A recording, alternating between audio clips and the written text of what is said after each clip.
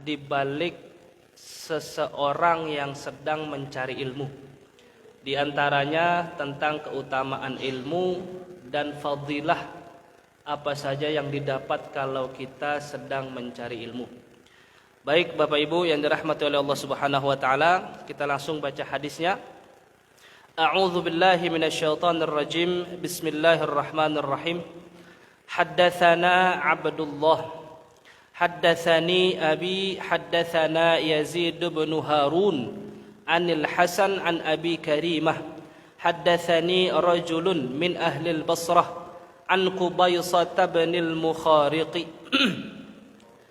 Di hadis baginda Nabi Muhammad sallallahu alaihi wasallam itu terbagi menjadi 3 bagian. Ada yang namanya sanad, ada yang namanya matan, dan ada yang namanya rawi.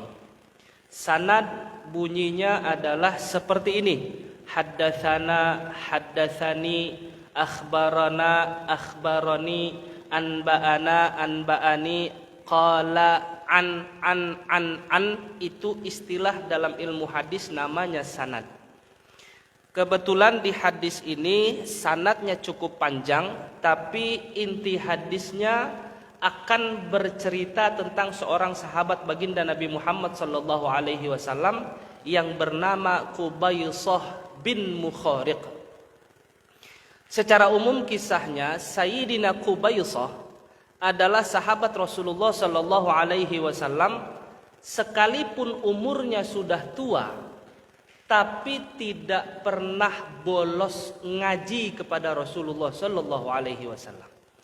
Sekalipun umurnya sudah tua, kakinya sudah susah berjalan, tapi Sayyidina Qubaisah tidak pernah enggak hadir di mana hadirnya Rasulullah sallallahu alaihi wasallam. Karena menurut Sayyidina Qubaisah, ketika ada Rasulullah pasti di situ ada ilmu. Artinya Sayyidina Qubaisah enggak pernah berhenti buat ngaji, enggak pernah berhenti buat belajar sekalipun umurnya sudah tua. Kemudian an Qubaisah bin al-Mukhariqi, hadis ini dari Qubaisah bin Mukhariq.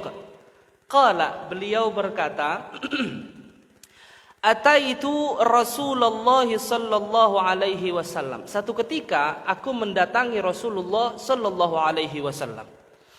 Faqala li, ketika aku datang kepada Rasulullah sallallahu alaihi wasallam, ketika Rasul melihatku, Rasul bersabda kepadaku. Apa sabda Rasul? Ya Qubaisah, ma jaa bik. Wahai Qubaisah, ente datang ke sini ada keperluan apa? Kata Rasulullah sallallahu alaihi wasallam. Kemudian qultu, Sayyidina Qubaisah bilang, kabirat sinni wa raqa 'azami fa ataituka litu'allimani ma yanfa'uni Allahu 'azza wa jalla bih. Ya Rasulullah, umurku ini udah tua, kayaknya sebentar lagi wafat. Tulang-tulangku juga udah lemah. Aku mendatangimu ya Rasulullah, berharap engkau mengajarkan sesuatu kepadaku. Semoga apa yang engkau ajarkan kepadaku bisa memberikan manfaat buatku setelah aku wafat di hadapan Allah Subhanahu wa taala. Artinya Sayyidina Qubaisah datang ke Rasul mau ngaji.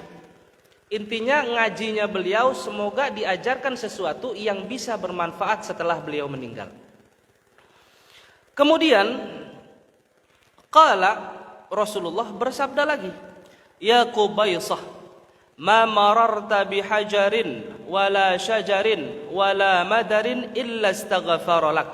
Wahai Qubaisah, tidaklah satu tempat yang engkau lewati, di sana ada batu, di sana ada pohon, di sana ada perkampungan, kecuali mereka semua beristighfar, memohonkan ampun buatmu kepada Allah Subhanahu wa taala. Ya Qubaisah. Nah, di sini Rasul mulai ngajarin. Di poin pertama Rasul membongkar yang namanya sir, rahasia yang didapat oleh Qubaisah setelah beliau mengaji. Kemudian setelah Rasul bongkar rahasianya, Rasul Shallallahu Alaihi Wasallam baru mengajarkan sesuatu kepada Sayyidina Qubaisah. Apa yang diajarkan oleh Rasulullah sallallahu alaihi wasallam? Ya Qubaisah, wahai Qubaisah, idza shallaital fajra faqul thalathan. Ya wahai Qubaisah, kalau engkau setelah selesai melaksanakan sholat subuh, baca amalan ini 3 kali. Kata salasan itu kan menunjukkan jumlah bilangan, yang artinya 3. Ini hadis menjadi landasan dalil para ulama-ulama tasawuf bahwa zikir itu ada jumlah bilangannya. Jadi kalau ada seorang habib atau seorang syekh atau seorang guru mengijazahkan salah satu wirid dengan jumlah bilangan tertentu, ternyata rujukan angka dalam wirid itu ada di hadis baginda Nabi Muhammad sallallahu alaihi wasallam. Ada kadang salawat nariyah 4.444 kali. Ada kadang Al-Ikhlas dibaca 1000 kali. Ada yang surat Al-Fatihah dibaca 313 kali. Ada yang kalimat Ya Latif, Ya Hafiz dibaca 111 kali, macam-macam. Angkanya berbeda-beda. Penentuan angka ternyata rujukan dasarnya ada dari baginda Nabi Muhammad sallallahu alaihi wasallam.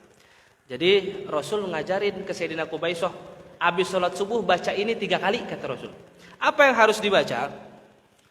Yang harus dibaca setelah sholat subuh 3 kali itu bunyinya Subhanallahil azimi wa bihamdih. Jadi bapak-bapak, ibu-ibu, kalau seandainya mau wirid sendiri habis sholat subuh, jangan lupa baca Subhanallahi wa bihamdih. Enggak banyak-banyak, cukup 3 kali.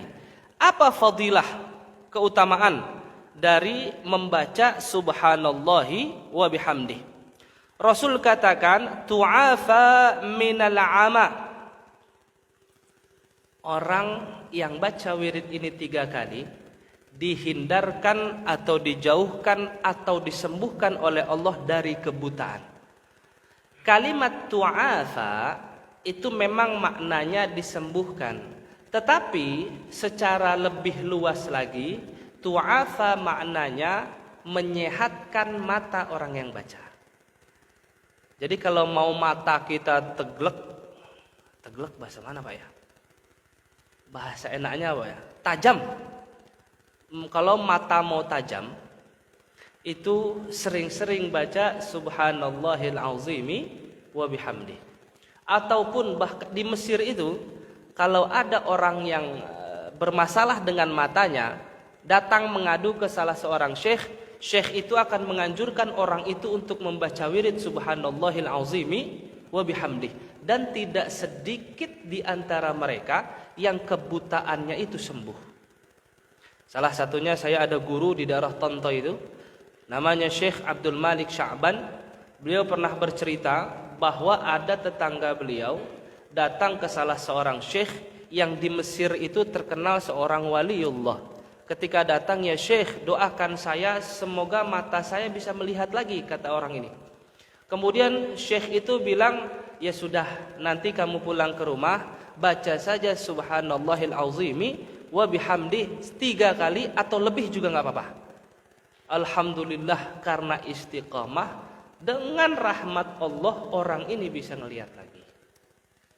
Jadi kalau mau obat tajam mata dan yang buta bisa sembuh, dawamkan Subhanallahil azimi wa bihamdih. Apakah itu saja manfaatnya? Enggak. Rasul sampaikan lagi, tu'afa minal ama wal juzama wal faliji.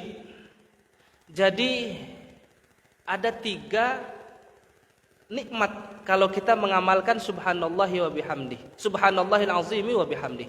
Yang pertama, diberikan kesembuhan dari kebutaan, ketajaman mata. Yang kedua, disembuhkan dari penyakit lepra. Yang ketiga, disembuhkan dari penyakit lumpuh. Tadi saya katakan bahasa disembuhkan ini bisa 2 makna. Yang pertama, orang yang memang sakit jadi sembuh, atau orang yang tidak sakit dijadikan sempurna sehatnya. Matanya sempurna, dia dihindari oleh Allah dari lepra, dan dia dihindari oleh Allah dari penyakit lumpuh. Di Mesir itu orang Mesir kalau minum air, Pak, minum airnya nggak dimasak, tapi buka keran langsung diminum. Sedangkan air keran Mesir itu kan disuling dari air sungai Nil, dan di air keran itu pakai kapur, banyak air kapurnya. Orang Mesir juga banyak sering punya sakit tulang, dan rata-rata berdiri susah, kebanyakan dari mereka sering lumpuh. Tetapi diberi kekuatan oleh Allah Subhanahu wa taala orang Mesir itu karena ilmu ini. Kalau dokter Mesir bilang ini harusnya 80% warga Mesir itu umur 50 ke atas pasti lumpuh. Kenapa? Karena jumlah kapur yang dia minum dari dia kecil. Kaporit. Dari dia kecil, minumnya nggak pernah dimasak, buka keran minum. Kalau bapak-bapak nanti ada rezeki berkunjung ke sana, main saja ke restoran, kita minta minum, dia buka keran, Pak. Jadi kita minum air keran, luar biasa. Ya, tapi karena mengamalkan wirid ini, alhamdulillah tidak sampai 80% warga Mesir mereka terhindar dari kelumpuhan. Dan mata orang Mesir tajam-tajam. Jarang saya lihat itu ada syekh-syekh atau orang Mesir atau warga-warga di sana yang pakai kacamata. Ada yang pakai kacamata, tapi skalanya kecil sekali. Kecil sekali. Bahkan ada syekh umurnya sekitar 102 tahun. Baca Quran nggak begini, Pak. Biasanya kan kalau umur sudah segitu melihat tuh dekat sekali. Beliau baca Quran santai saja begini. Berarti kan matanya masih tajam. Dan diantara ketika saya ngobrol sama beliau, wiridnya itu beliau baca subhanallahil azimi wa bihamdih, biar mata kita selalu tajam. Kemudian yaqubaysah, setelah baca itu nggak apa-apa, ditambahkan lagi dengan doa dari Rasulullah sallallahu alaihi wasallam, Allahumma inni as'aluka mimma indak. Ya Allah, aku memohon kepadamu kebaikan yang ada padamu, keberkahan yang ada padamu, dan kemurahan hatimu ya Allah. Artinya kita minta kepada Allah segala kebaikan, kita minta kepada Allah segala keberkahan, kita minta kepada Allah segala keutamaan. Kemudian wa afid alayya min fadlik wanshur alayya rahmataka wa anzil alayya min barakatik. Intinya di doa setelahnya kita memohon segala bentuk kebaikan dari Allah Subhanahu wa taala. Allah itu punya dua sifat yang menonjol. Yang pertama sifat namanya Jalaliyah. Yang kedua namanya Jamaliyah. Jalaliyah adalah sifat Allah yang terkadang bentuknya bikin kita takut. Contoh, ada orang apa contohnya? Ada orang pemabuk. Diingatkan ibunya nggak berhenti, diingatkan temannya nggak berhenti, diingatkan gurunya nggak berhenti, diingatkan lingkungannya nggak berhenti juga, masih tetap mabuk. Kemudian karena manusia tidak ada yang bisa mengingatkan orang ini, keluarlah sifat jalaliyahnya Allah. Allah ingin menyadarkan pemabuk ini dengan sifat jalalnya. Bagaimana bentuk sifat jalalnya Allah? Orang ini dibikin sakit jantungnya karena minuman. Jadi terkadang cara Allah mengingatkan manusia, jika turun pengingat itu dengan sifat jalalnya, hal itu ngeri, Pak. Artinya dibikin orang ini sadar terkadang dengan cara diberikan kepada dia ujian dan musibah. Itu sifat jalal. Kalau sifat jamal, itu sifat yang enak-enak, indah-indah dari Allah Subhanahu wa ta'ala. Ada orang mabuk, diingatkan sekali sama ibunya langsung sadar, tanpa harus diuji dan diazab dulu oleh Allah Subhanahu wa ta'ala. Itu namanya sifat jamal. Kemudian di hadis ini juga, di makalah sudah kita tulis, ada beberapa poin penting dalam hadis ini yang mungkin kita bisa bahas secara teliti dan semoga waktunya cukup. Yang pertama, ada kalimat utlubul ilma minal mahdi ilal lahdi. Tuntutlah ilmu dari buayan sampai liang lahat. Kenapa kalimat ini ada? Karena menunjukkan bahwa ngaji itu nggak ada selesainya. Belajar itu nggak ada selesainya. Bahkan saya pernah takjub, saya punya guru, ini ratusan ribu hadis hafal beliau. Tetapi tidak menghalangi beliau untuk ngaji juga sama guru yang lain. Padahal di Mesir itu beliau termasuk ulama rujukan dalam perkara hadis dan ilmu hadis. Tapi beliau tidak terlalu pakar perkara fikih. Dan beliau nggak malu belajar sama syekh yang lebih muda dari beliau, tapi syekh ini pakar fikih. Artinya belajar itu tidak selesai selama kita hidup, ngaji itu jalan terus. Utlubul ilma minal mahdi ilal lahdi. Tuntutlah ilmu dari buayan sampai liang lahat. Itu menandakan betapa pentingnya ilmu harus kita kejar. Yang kedua, keutamaan ilmu. Dalam hadis ini, di hadis lain Rasulullah bersabda, "Man salaka tariqan yaltamisu fihi ilman sahalallahu lahu tariqan ilal jannah. Man kharaja fi talabil ilmi fahuwa fi sabilillahi hatta yarji'a." Kalau banyak orang mengartikan jihad dengan cara perang, itu hanya makna jihad secara sempit. Sedangkan makna jihad itu luas. Di antara bapak-bapak kalau mau meninggal sebagai mujahid nggak usah perang, datang aja ke Masjid Muharram setiap ada kajian. Pulang bapak meninggal mujahid, Pak. Meninggal fisabilillah, nggak usah ke Irak, nggak usah ke Ukraina, nggak usah ke Palestina, dan nggak perlu perang-perang kalau mau dapat pahala jihad. Bapak-bapak ngaji dapat pahala jihad. Ibu-ibu ngaji dapat pahala jihad. Kalau orang cuma mengartikan jihad perang masih sempit. Sedangkan makna jihad itu luas. Pertama, belajar, itu termasuk jihad. Yang kedua, seorang istri melayani suaminya tanpa mengeluh. Itu juga termasuk jihad. Seorang suami mencari nafkah buat keluarganya, nafkah yang halal, itu juga termasuk juga dengan jihad. Seorang soleh mengingatkan pemimpin yang zolim dengan cara yang baik, ma'ruf, lembut, itu juga termasuk bagian dari jihad.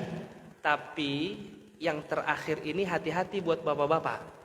Karena ada hadis Rasulullah menyampaikan, as-sa'i 'alal armalah wal miskina kal mujahidi fi sabilillah. Menyantuni orang miskin dan janda-janda ini termasuk jihad fi sabilillah. Saya punya jamaah itu sempat nanya, Pak. Wah, berarti kalau gitu kita bisa menikahi janda bebas, Ustaz ya? Karena kalau kita nikahin janda, kata beliau, kita termasuk mujahid fisabilillah. Cari jandanya yang tua, Pak. Jangan cari janda yang umurnya 21 tahun. Dia masih bisa kerja sendiri, masih bisa cari uang sendiri. Jadi artinya makna jihad itu luas. Alhamdulillah kalau seandainya ada di antara kita yang wafat setelah kembalinya dari kajian atau ngaji, oh itu pahalanya luar biasa. Dan kalau laki-laki dihadiahkan oleh Allah bidadari ratunya, Pak. Bidadari banyak, tapi bidadari ada ratunya juga. Nama ratu bidadari buat orang yang jihad namanya Ainun Mardiyah. Kalau di kitab itu tidak ada kalimat yang masuk yang sesuai untuk menjelaskan betapa indahnya Ainun Mardiyah. Itu keutamaan yang kedua. Nah, kemudian setelah kita tahu keutamaan ilmu, ternyata untuk mendapat ilmu yang sempurna ada syarat juga yang harus kita penuhi. Lebih tepatnya bukan syarat. Kalau kita bisa megang 3 poin ini, maka ilmu itu nempelnya lama dan manfaatnya akan terasa untuk semua orang, untuk orang banyak. Ulama-ulama dulu, Imam Nawawi kenapa punya kitab? Karena 3 ini beliau lakukan. Syekh Muhyiddin Abu Muhammad Said Abdul Qadir Al-Jailani, karena beliau termasuk melakukan di antara yang 3 poin ini. Imam Bukhari, Imam Muslim, Sunan Nasai, Imam Nasai, Imam Ibnu Majah, Imam Abu Hanifah, Imam Malik, Imam Syafi'i, Imam Ahmad bin Hanbal. Itu semua merasakan 3 poin ini. Akhirnya ilmu yang beliau dapat bisa dirasakan manfaatnya oleh semua orang. Apa? Yang pertama, kalau mau ilmu itu matang, kita belajar harus siap yang namanya merasa capek, siap merasa lelah.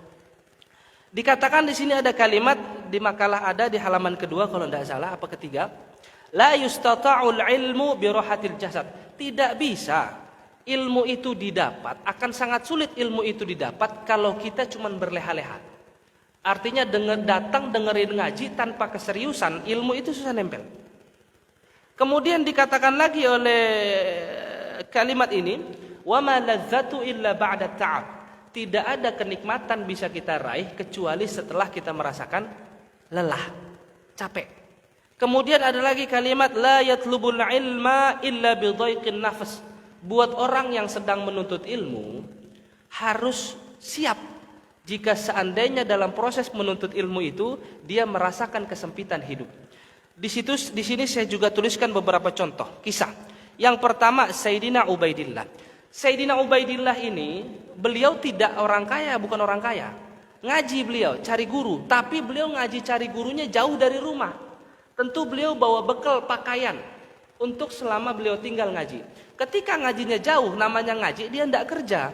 Ketika dia tidak kerja, dia tidak punya uang. Ketika nggak punya uang, dia bagaimana cara dia buat makan? Namanya belajar, kepala pusing, perut laparnya itu luar biasa. Akhirnya saking nggak punya uang dan laparnya, bekal baju yang dia punya dia jual. Jadi ulama belajar sampai jual baju. Atau Sayyidina Ubaidillah juga, ini kisahnya mirip dengan beberapa ulama, Sayyidina Abu Zur'ah dan lain sebagainya. Sayyidina Ubaidillah juga ketika ngaji, beliau bawa karung. Di belakang punggung karungnya itu ada 20 kitab. Jadi belajar itu nenteng kitab 20, mendatangi 20 orang guru. Masya Allah Pak, kalau orang dulu Pak. Ketika di Mesir saya masih ngelihat Pak orang seperti itu tuh. Dari Kairo kita berangkat cari guru ke daerah namanya Manufiyah. Di daerah Manufiyah itu ada salah seorang syekh buka majlis di rumahnya. Ketika sampai di sana saya ketemu beberapa orang Mesir yang jalan 3-4 jam dari rumah sambil nenteng buku untuk ngaji. Kenapa? Karena di daerah Manufiyah bukan ulamanya sedikit, bukan. Ekonomi orang Manufiyah rendah. Jadi untuk naik mobil ke tempat gurunya mereka tidak punya uang. Tapi semangat mereka ngajar luar biasa. Maka di daerah yang namanya Manufiyah banyak lahir dari sana ulama-ulama yang hebat di Mesir. Beberapa orang Syekhul Azhar, pimpinan tertinggi Universitas Al-Azhar, rata-rata lahir dari daerah yang namanya Manufiyah. Semangatnya ngaji. Tapi Masya Allah kalau zaman sekarang ya Pak, anak-anak disuruh ngaji, ayo ngaji, entar lu tat, tanggung tat, lagi pushring katanya. Ayo ngaji, entar lu tat, tanggung tat, lagi nyepin katanya. Insya Allah. Padahal kalau seandainya udah mendekati kiamat kita susah Pak cari tempat ngaji. Setelah kita merasakan capek, akan mantap lagi ilmu kita ketika lagi belajar sering ngerasain lapar. Rata-rata orang yang sering lapar ketika belajar, maksudnya karena memang nggak ada apa-apa dimakan, itu hasilnya mantap Pak. Ini ada kisah Abu Zur'ah tadi jual baju. Yang kedua Syekh Abdul Qadir Al-Jailani. Saya agak kaget ketika membaca beberapa selebaran tulisan tangan kisah tentang Syekh Abdul Qadir Al-Jailani. Nama beliau kan Syekh Muhyiddin Abu Muhammad Sayyid Abdul Qadir Al-Jailani. Wali kutub, Sultanul Aulia, seorang wali. Makan aja susah, Pak. Ketika beliau ngaji, itu beliau harus ganti-gantian sama warga di kampungnya untuk cari makanan dari tempat sampah. Untuk cari sisa makanan dari tempat sampah. Syekh Abdul Qadir di sini, tempat sampah di sini. Ketika ada orang buang sampah, di situ kelihatan ada makanan, warga tuh ngumpul cari makanan. Syekh Abdul Qadir nggak maju, nggak, tungguin dulu warganya pada makan. Setelah warganya pergi puas, Syekh Abdul Qadir baru datang cari sisa-sisa makanan yang bisa beliau makan. Kalau kita alhamdulillah lagi sekolah dikasih uang jajan, dikasih uang sama orang tua, cukuplah untuk makan. Yang ketiga, kisah Imam Ahmad bin Hanbal. Beliau pernah lagi ngaji, lagi belajar mazhab keempat fikih, mazhab Hambali, Imam Ahmad bin Hanbal lagi ngaji, pernah beliau 3 hari kelaparan. Makanya orang-orang kisah-kisah ini luar biasa. Karena merasakan capek dan lapar, hasil kerja beliau, keras beliau itu dirasakan sampai sekarang. Yang ketiga al-hirsu, kesungguhan. Imam Bukhari, Imam Syafi'i kurang sungguh, apalagi beliau dalam menuntut ilmu hingga hasilnya bisa kita rasakan sampai sekarang. Kemudian makna lain dari hadis Qubaisah bin Mukharik terakhir adalah bapak-bapak, ibu-ibu yang mengaji dimanapun tempat bapak-bapak ibu mengaji.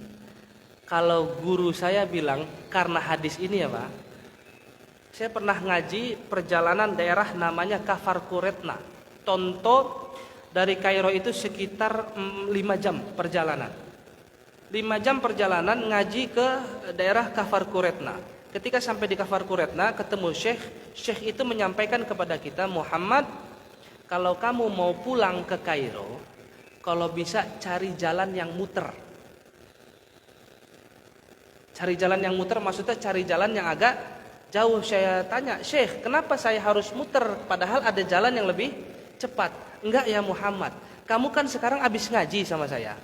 Pulang kamu, kenapa saya suruh mutar? Karena hadis Qubaisah ini Pak. Orang yang ngaji, ketika dia pulang, batu yang dia lewati, pohon yang dia lewati, perkampungan yang dia lewati, semuanya memohonkan ampun buat dia kepada Allah. Kalau muter, berarti banyak nggak batu yang dilewati? Banyak nggak pohon yang dilewati? Banyak nggak perkampungan yang dilewati?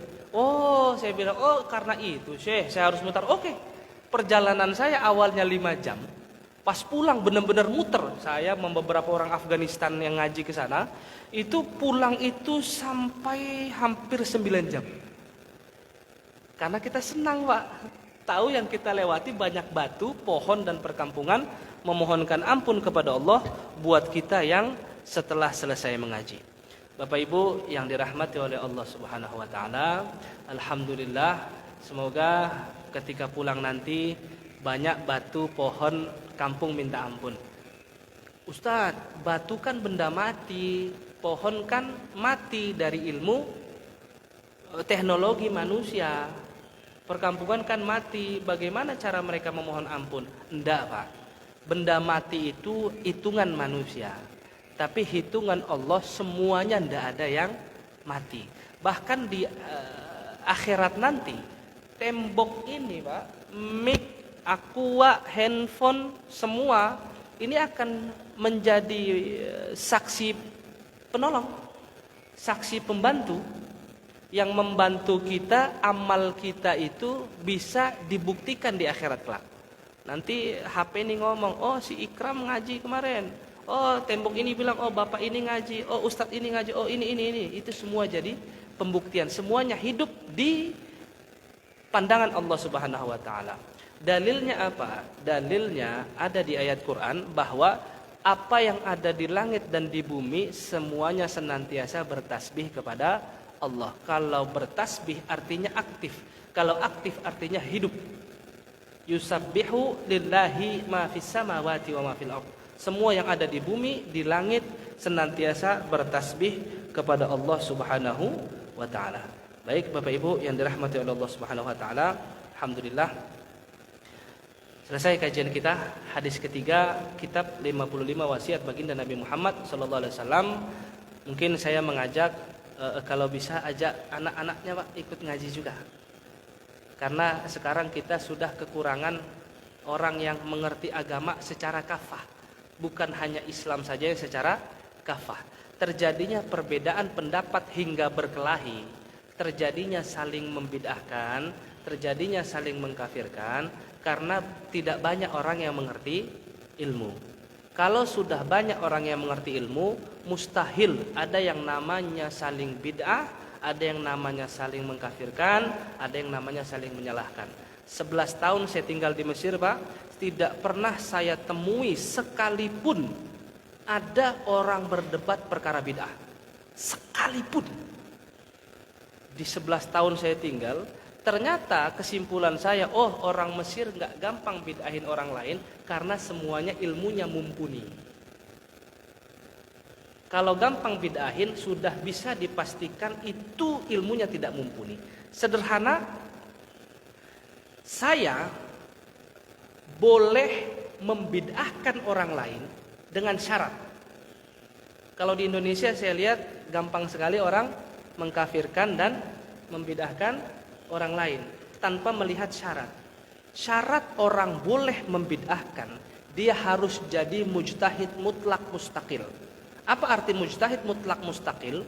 Dia harus paham nahwu, paham sorob, paham balaghah, paham ilmu maqulat, paham ilmu hadis, hadis mutawatir, hadis sahih, hadis hasan, hadis dhaif, hadis maudhu, syarat sahih, syarat hasan, syarat dhaif, syarat maudhu. Apakah hadis dhaif bisa dipakai? Dia harus paham yang namanya naqdul mutun, dia harus paham hadis dhaif itu ada berapa bagian, dia harus paham juga usul fikih, dia harus paham ilmu mantiq, dia harus paham fikih, dia harus paham qawaidul fikhiyah, dia harus paham tafsir, dia harus paham kaidatut tafsir, dia harus paham manahijul mufassirin, dan dia harus paham semua fan ilmu yang ada di Islam.